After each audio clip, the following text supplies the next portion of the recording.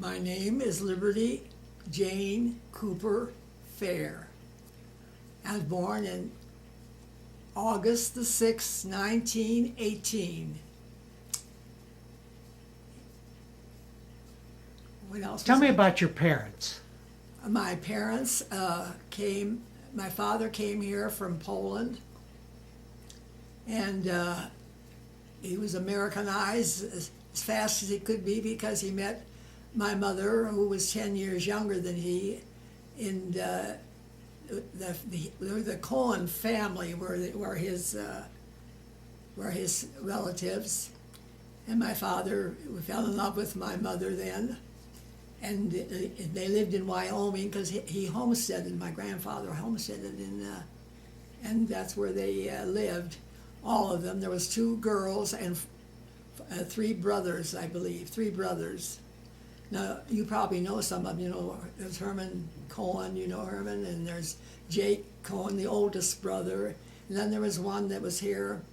They had 4 brothers, and they had one brother that passed away shortly after he moved to Omaha. He did not live in near where we lived. And then I had one, the youngest one was a musician, played the violin, and very well known. And he had a protege that he used to go to concerts with him, and that was really the way he made his living. But there's a lot of music in that family. Almost all the family, the girls, played violin, or mother played mandolin, very well, very musical. And How did they happen to come to Omaha? What brought them here? well, he came here because the Union Pacific, they were bringing people in for doing those kind of things. He was a bricklayer, that was his work, but he was interested in construction business all his life, and he liked it here. That's where he was. But my mother and his family, they were farmers in Wyoming, and my grandfather did not like farming. He said he was too good to live on a farm like that. But imagine with 4 boys and 2 girls living in a mud floored, I don't know how they ever managed like that. And they lived, that's the way they lived. They went to school, and they had to go through school twice because they couldn't get any more of an education than that. And that's the way they were. But their life was hard and very difficult. And those winters were brutal, up in kind of in the mountain areas. But it's a funny thing is that there were other families very similar to our family that were homesteaded. And one of them turned out to be my sister-in-law many, many years before that, I should say. So that was kind of interesting. But Do you have any idea how your mom and dad met? my mother used to go down to North 24th Street because that's where all the Jewish people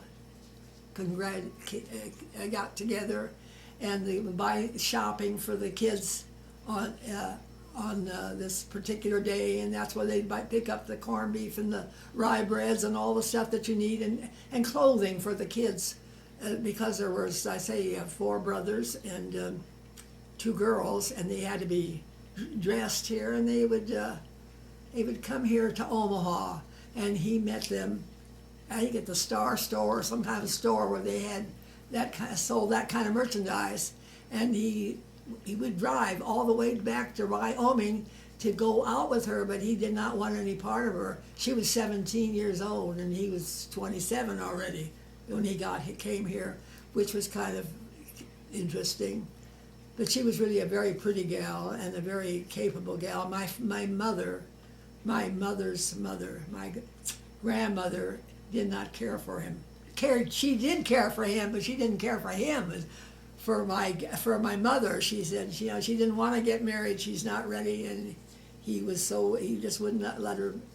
He kept chasing her till he finally caught her, I guess. Anyway, they got married, and here in Omaha, because that's where his business was, and that's where he took over. That's why they met there. Well, they were with the Jewish family together, you know. How about on your father's side? Do you know much about his family? I know very little about his. I know he's got a sister by the name of Libby, and that's why I was named after her, because they thought he had perished in the Holocaust some time ago, or and a lot before then. And he did not know she still existed, but she lived in a small little community in Russia somewhere, and the government used to give them so much a month to feed them and clothe them. And when my Uncle Martin and my father found that, they got all kinds of stuff together to send to them, so and to see if they could get them to come to the United States. But they could not come, and she became ill, and it was hard. She couldn't leave him, couldn't leave her, I should say. And so we couldn't send her new clothing or anything perishable, because the government won't. If they say if you do that, then they won't. They'll cut off your inheritance, in Russia. So he said they took all the clothes that they bought for Aunt Libby at the time, and had it sent to the cleaners, so they'd have a cleaner's ticket on it, so they'd think it had been worn, which never had been. So Martin and Harry, the two men, took care of his mother, his sister. She was a sister to both of those two men. Did you know that the youngest brother drowned the day that they were supposed to leave for America? Uncle Martin's youngest brother, he was about 16 years old, and he was going to come to the United States, and he drowned that same day that the government allowed him to come to America. So he never made it. But Uncle Martin couldn't make it either. They didn't allow them to come into this country, and he took it on himself, and he was making a good living that he could care for them, otherwise they wouldn't have taken him. But they finally agreed with that and sent for him, and he came here. And he was here a long time before Aunt Ida and the boys got here. There was the two boys at the time. Tell me about your father. What kind of a person was he? He was a very loving person, but he was kind of a tough guy in a lot of ways. He was a good manager, and he was very proud, and I think he did some wonderful things for a man with his start. But he went to, he had a man come here, a tutor came and taught him how to speak English and how to do arithmetic, so you know how to plan things. He hired some very good help. He's always had them, and they followed him forever. His bookkeepers were just very fond of him. But he's had a good personality and a very likable man. He really was very happy, until he got involved with me. Then I had a little thing with my father, because I got Mary Ann Good. I don't know if you're familiar with her name or not. She was a Central High School art teacher there, and she thought that I was a talented gal, and she made arrangements for me to be accepted into Chicago Art Institute. But my father did not want me to go. He couldn't let his baby to be loose, not without. He's too young, never been out of Omaha, and didn't know anything. And he said, "I just don't think that I want you to do that." And I said, I have to grow up and I have to leave my home. But my dad was not happy about that. So he packed up. My trunk went on ahead of me, and I had made arrangements. He made arrangements over the phone for a place for me to live in a women's hotel. And Dad and Mother together, Dad did all the talking at this time, and he started out from Omaha to go to Chicago to let his daughter grow up. We got as far as Des Moines, Iowa, and he found out from a friend of his that they had a very fine art school at the Cummings School of Art right here in Omaha. And he said, if you'll just go to school, art school, for just a year, 2 I'd like, but 1 year, if you just could go there and get that experience and learn how to live by yourself. Now, this is very wise for a man who had had no education, and he said, "Come to live here, learn something from this. There's a wonderful school here. See how you like it, and then if you feel like you want to go on to Chicago, then I won't complain." And they sent my trunk back to Des Moines, and I ended up at an art school in Des Moines because he was close to home and he could drive. And that's the way he felt about it. I thought that was pretty cagey, but that was my father. You asked about my dad. Do you remember? There was Miss Summers of Central High School who she thought I had a lot of talent, a lot of ability, and she made arrangements that I could meet Mr. Disney from Walt Disney. Now, that's not his real name, but that's what I call him, Walt Disney. And he thought, because he saw me drawing little pictures of, in California, that I used to make them as a gift for people, the little dwarfs, the little, sometimes the word. Anyway, she thought that I did, those little drawings were so good, and she wanted, and she did a book, Miss Summers did, and she asked me if I would illustrate it for her, which I did, and I made some illustrations for her, and she thought I was just absolutely a genius.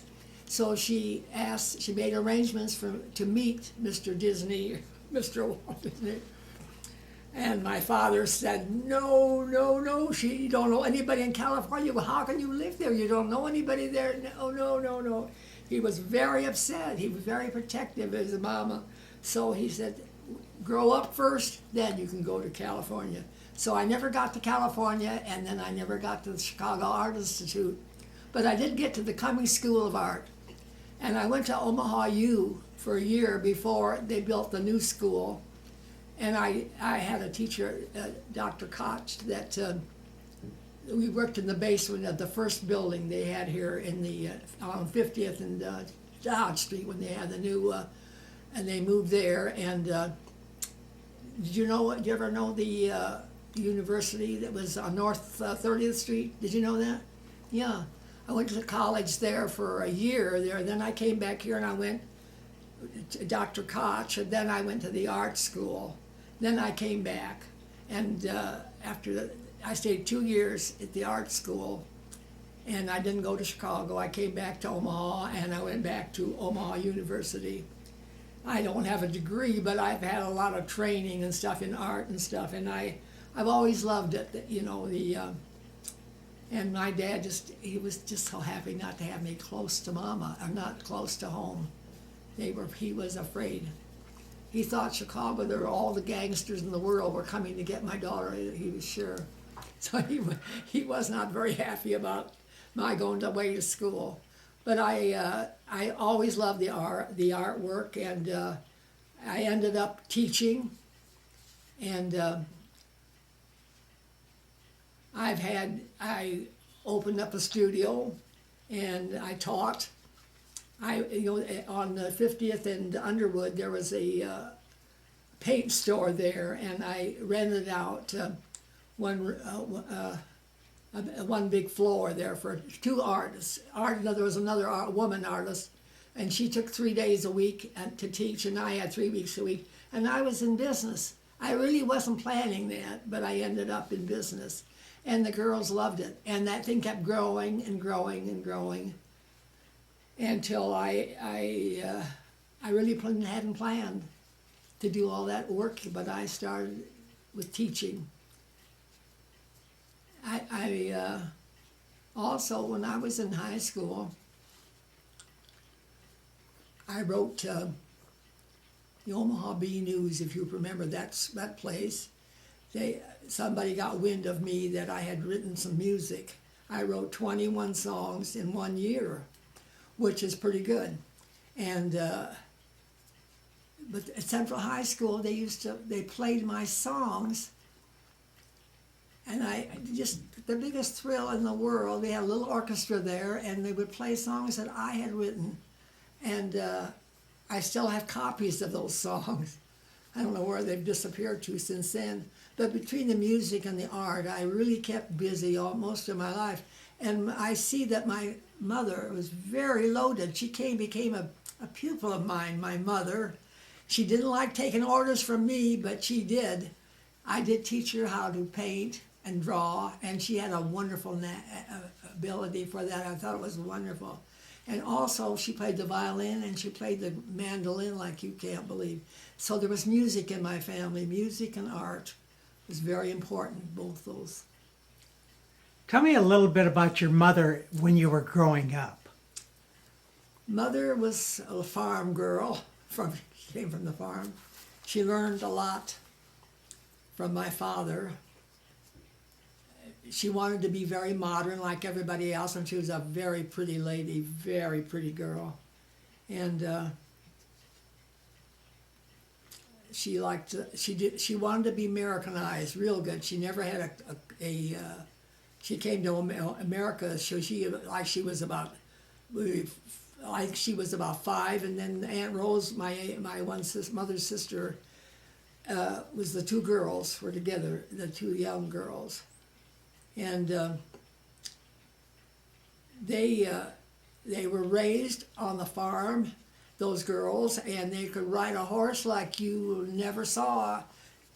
One time we went to Okoboji and my mother got on a horse. I could not believe my eyes. I couldn't sit down for 2 days afterwards, but she could really ride those horses.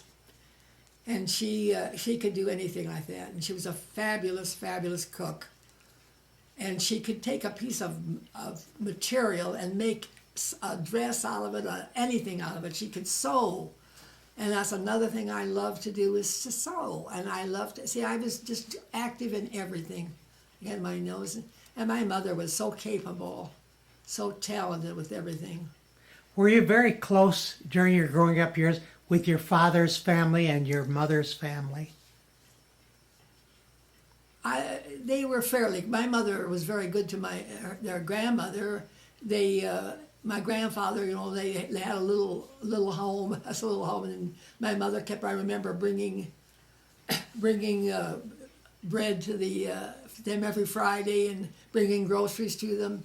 One thing interesting about my grandfather, my mother's father, that I had several siblings now. Not only my own, I had 2 brothers and a sister, and the Cohen family, there was a big family, but my grandfather saved up his money and gave me $500 in cash. I was the only one that he gave it to because he said I was the only one he thinks was going to amount to something. That's what he said. And besides, I was a painter. He liked to paint, and that's what he was doing for making a living, was to painting houses and painting ceilings. And so I said, what about my sister? What about my brothers? How can I take that $500? But he thought my whole tuition and everything was going to cover everything for $500. But anyway, I thought that was very unusual that he picked on me to be the one to amount to something. Like he said. Well, tell me about your sister and your brothers. I had one sister, 14 months younger than I am. And we were very, very close because we dated the same guys. We were still dating at the same time. And but our interests were so different. I liked keeping home. I liked cooking. I liked baking. I liked sewing. I liked so many things. I was always doing something. I liked music. And whenever they had a program in Omaha, I accompanied. I'm not a pianist, but I accompanied my piano. And I would have programs for all the Hadassah things and all the different organizations. I played the piano for that. And we even put on a 2.5-hour program here for Hadassah, and I did all the music for it. And I can't read music; I just play by ear, but I could do it. And I played for the piano for that whole show, and they made a lot of money in Hadassah for that show because it was a really cute show, and I did that. See, I've always had my nose into something, doing all the time. I'm not one to lay around and do nothing. I kept house. I kept a big house, and And I had my kids. I went to all the baseball games and everything else. Spent a lot of time with kids, but I loved them. I love them all. Tell me a little more about your sister. My sister was a different nature completely. She was not that well half the time when she was growing up, but I always looked like the healthy one. And everyone thought I was 18 instead of she was 12, I was 13. But I looked like 18. And that's, but we did date the same boys, and we went to, I had a real good time in school. I went out a lot. I went to a lot of places because I could play, the music was good, and anyway. My sister and I got along very well, and in our later years, I miss her more than I ever dreamed I could. I just miss her so much. But she was completely different than I am, completely different kind of a personality. And I have two brothers younger, and they were a year apart. They were about 14 months apart, the two boys, the younger boys. Now he passed away, and my mother passed away, and there's just my youngest brother, Gail. He's the only one left. And he's had a lot of health problems. But we went his way, and I went my way. I didn't see those boys very much. I did see my sister though, because we were in town. We were here. And then he went into the service, and I went into the service. I mean, we got married. And my father built the 3 big synagogues, here in town. And my sister had the first wedding here in the Bethel synagogue when it first was built. And she was married to Lou Klein, who was about 9 years old, older than he. She was a terrible smoker, and I think that was one of her problems. But Lou Klein, that's my brother-in-law, stays very close. He calls me every single week. And this, the 7th of December, he's going to have a 95th birthday. Now, he and Abe were about the same age. Abe would have been 95 if he'd have lived. He would have been 95 too. But Lou's name is Lou. That's my sister's husband. And he's been just wonderful. Where does he live? He lives in Florida.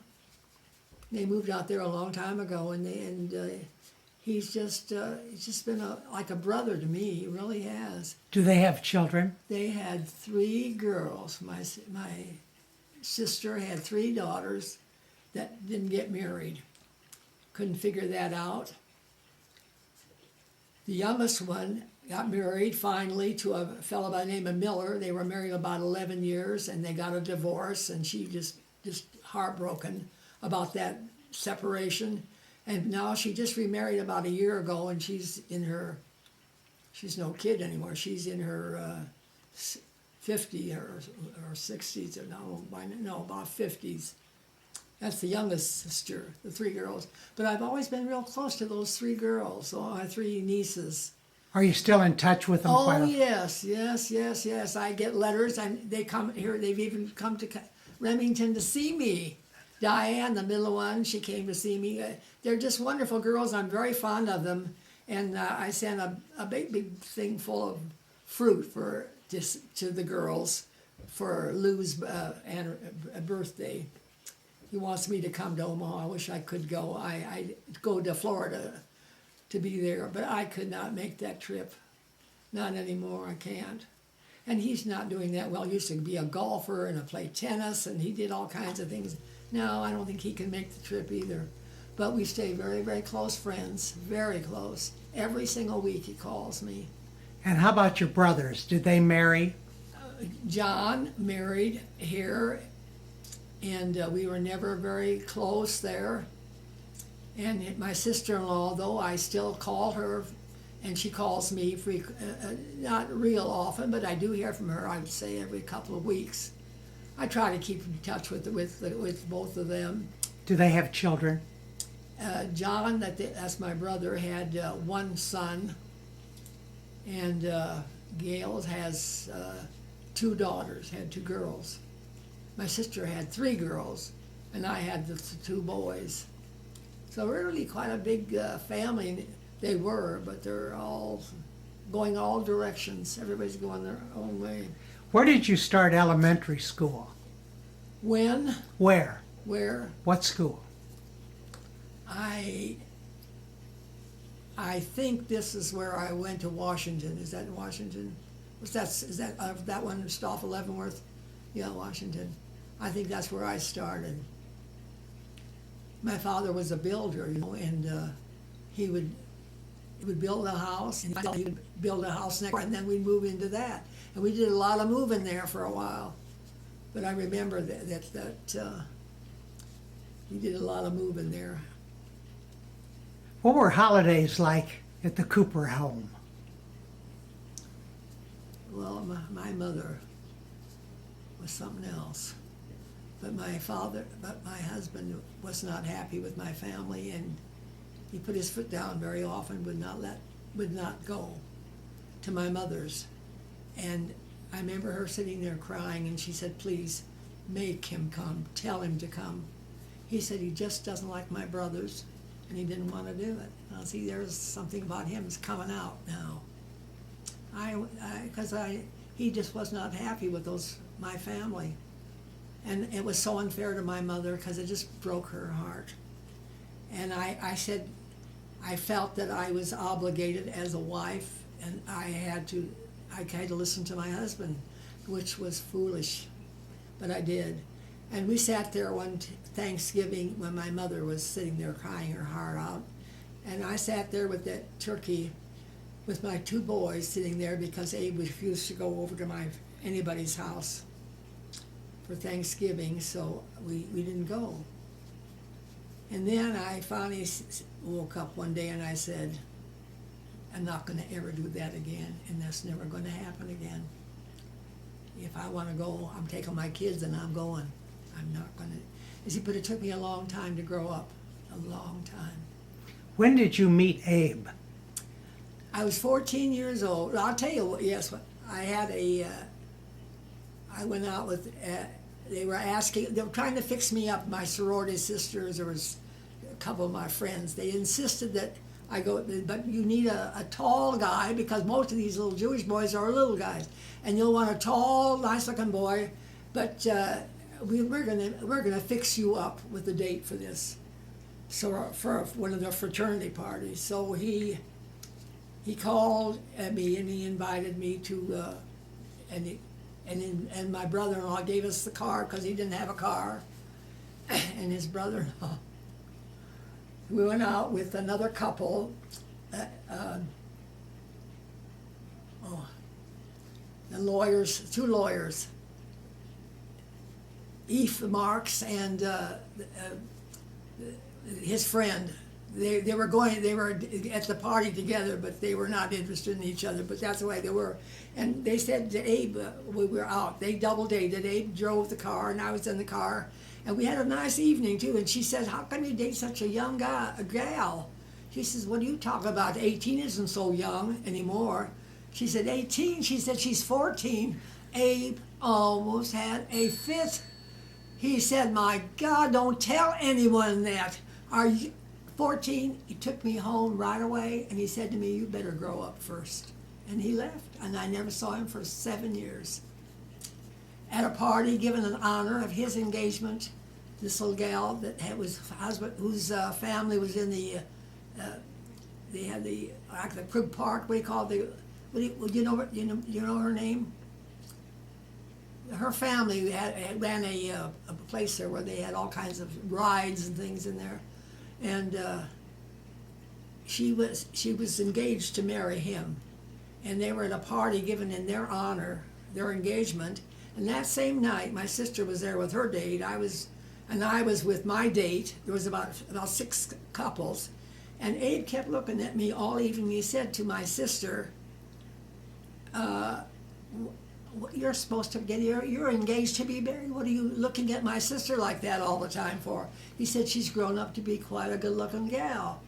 And he says, "You're engaged, she was to somebody else." So that night, when I got home, my sister said to me, "You ought to watch out for that guy. well, I won't tell you some remark they made, but anyway, she thought he was a fresh guy, and she says to me, I don't trust him, and blah, blah, blah, and that's the way it went. And then I get a call on Valentine's Day, 6 or 7 years later, and he called, wanted to know if I'd go to the Pie Lamb Valentine party. And I said, I'll think about it. He said, well, make up your mind and let me know. And call back again, are you going to go with me or not? Now, see, that's typical of Abraham Faier. I said, I want to be there for one reason, because I drew some pictures that we put up on that thing, and I'd like to see how they looked. And besides, I know the people are going to be at the party. So I said, I'll go. Yes, but I did him a favor. Well, that was Valentine's Day. He started dating me, called me. I said, how can you go out with this girl? She's in your fiance. He said, no, we broke that up. But he never, ever to this day told me why they broke up their engagement. He never would tell me. So I never knew. But we started dating that same year, and then all of a sudden we got engaged, and then a month later we got married. We got married July, we got engaged, and in August we got married on the 20th. I was 20 years old at the time. So there's 14. I mean, that's just young kids. But anyway, that's the way it went, and their half family was so happy because a nice Jewish girl. They thought it was wonderful. There he is. That's very romantic, was it? But it was very nice. So we had a lovely wedding. Where did you get married? The JCC is where they had the wedding, because the synagogue was not built yet, not finished yet. And there was not a place to have it, so they had it out north in a park. They had it, and I started with a little wedding and ended up with a pretty good sized one, because my dad knew all of the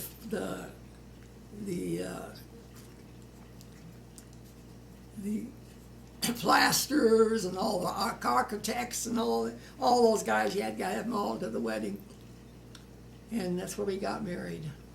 Do you remember who some of your wedding party was? I can tell you my bridesmaids: Helen Tarnoff, Lottie Block, and there was another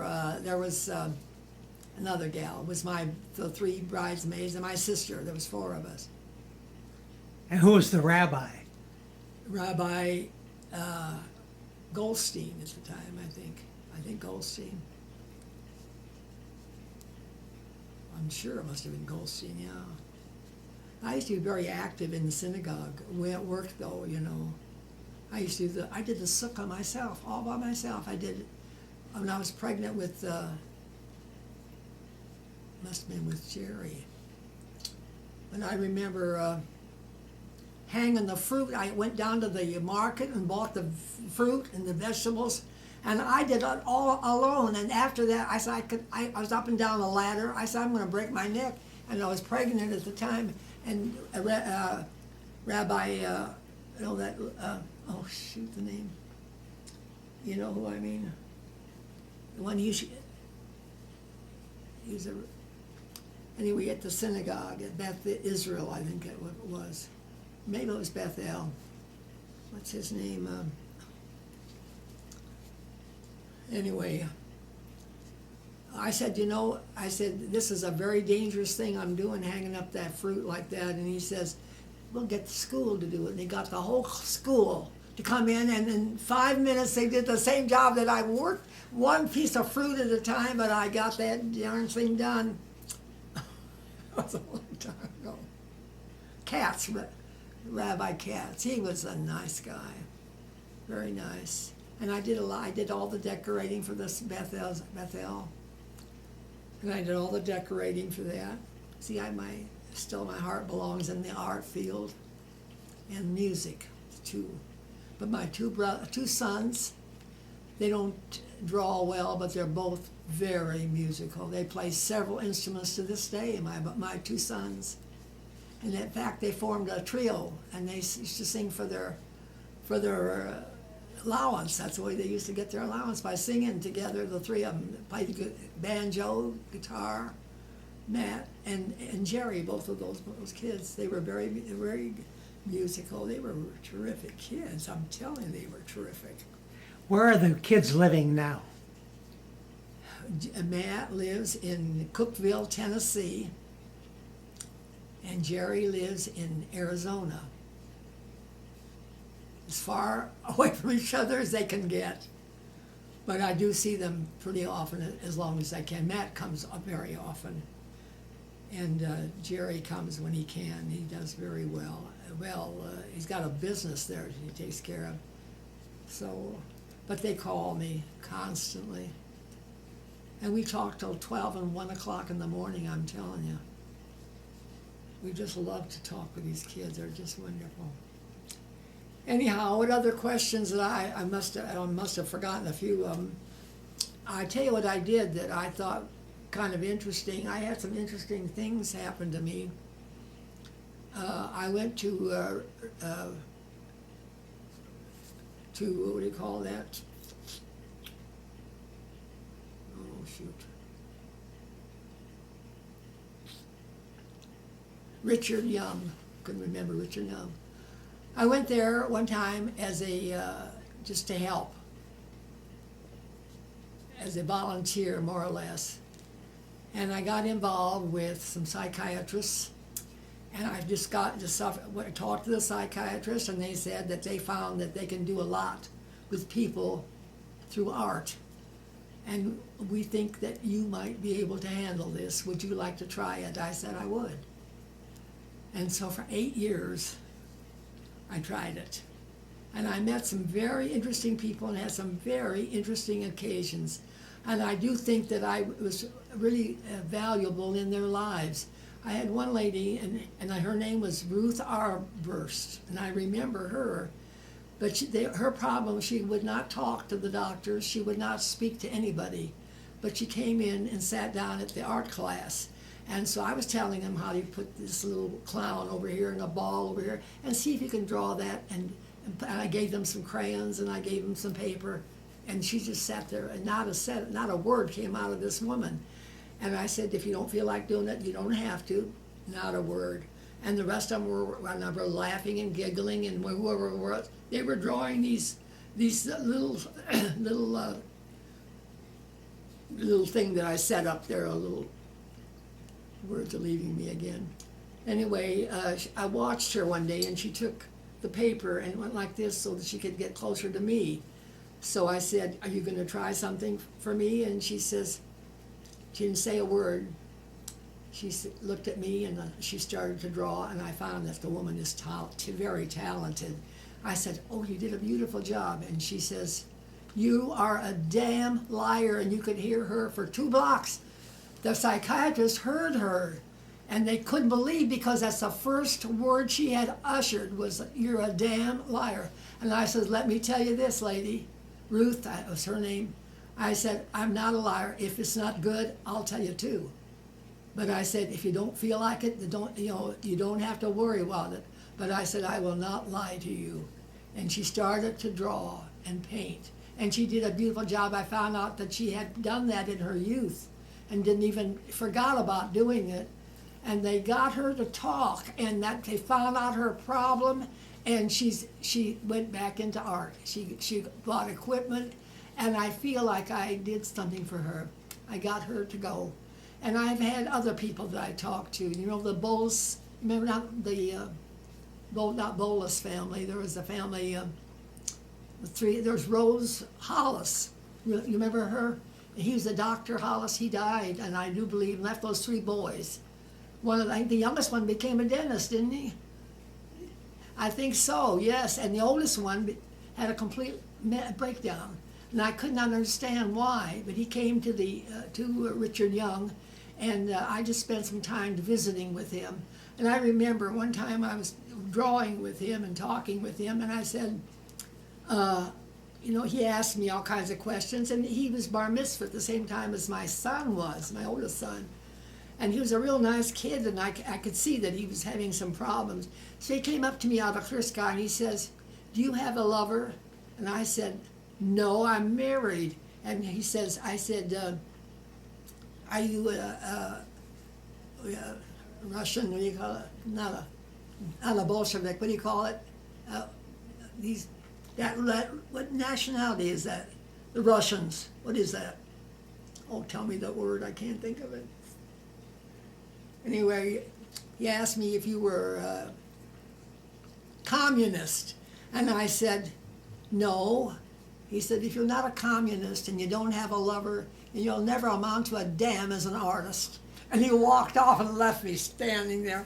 But I thought that was so funny that he said that to me. But he did come up other times and just talk to me. And he needed somebody to talk to, and I could see that. And then Abe and I went to psych classes at Boys Town. Did you know that? That was interesting. We went together to take some psych classes, and it was very interesting. I enjoyed that very much. It had to be very rewarding at Richard Young, wasn't it? Oh, yes, yes. Those were good years. Yes. They gave me a gold pin. That's what I got for that work. But then I went to Lucas Hall, if you're familiar with Lucas Hall, and I started working with the elderly. I started with 6 little ladies. They said, please come. They'd like to add an art teacher over here. 10 years later, I'm still teaching, but I ended up with 2 classes of 24 people. People would drive up in their Cadillacs to get a free art lesson, and I had a show at the end of every year when I get with these people that I had worked with and taught them how to draw. They did their artwork, and I hung that up, and they just had some wonderful results. And finally, after about a year of this, and I was there for a long time, I said, this is ridiculous. I said, they drive up in the fancy cars to have a free art lesson. I said, I might as well at least cover up my gasoline charge. It's ridiculous, because I was doing this for nothing. 6 women. Well, I ended up with a whole gang, and they had pictures all over the place, and I had contests, and I can't tell you what all we did there. Just had a wonderful time there, and they did. They hung up those pictures, and everybody thought they were all, Grandma Moses, all of them thought they were all geniuses. They loved it, though. They just loved something that they did themselves, and they really held up their. And I was there for 10 years until I met Rickley Hoyt. I don't know if you've ever met Rickley. Rickley was a lady that came to Omaha, and she's got you must know her mashpocha, but I can't remember the names right now. But she was 75 years old when she came here, and she lived in an apartment at Lucas Hall. She lived there. And I got very well acquainted with her until she was just like a dear aunt that I just love this woman. And she said, please, she said, I know I can't draw a straight line with a ruler, but please please teach me how to do some drawing. I want to do it. I really want to. Well, she worked and worked and worked. She lost her leg through diabetes. She sat there in that chair, drawing and painting and drawing and painting, and she had a one-woman show when she was 95 years old. She tried for 100, but she didn't quite make the 100, but she said, I'll do the best I can. 95th, and she sold her pictures, and she had never done a thing in her life, and I feel like I've accomplished a lot of things, and I enjoyed every bit of it. And she's a dear lady, and they did pay me. The government paid me. Omaha National Bank Parks, they paid me minimum wage at the time was what, $2.77 or some damn thing. I said, well, I'll at least pay for my gasoline. And I thought it was wrong for them to drive up in these fancy cars to get a free art lesson. The heck with that. But I was involved for at least 10 years with that. And then I stayed with her and just gave her private lessons when she was sitting in the hospital there at Blumkin Home. I'd go there every Sunday and sit with her and correct things or tell her what she needs to do with certain things. And she stuck with it and worked so hard at it, and she loved it so much. she was so glad to be able to do something. I'm really very fond of Rickley. And she passed away, and she was 95. So 75 to 95, that's pretty good. She was there a long time. So you see, I'm in the business. I just want to say in closing, I love all of you with all my heart. And I thank God for it, all of you.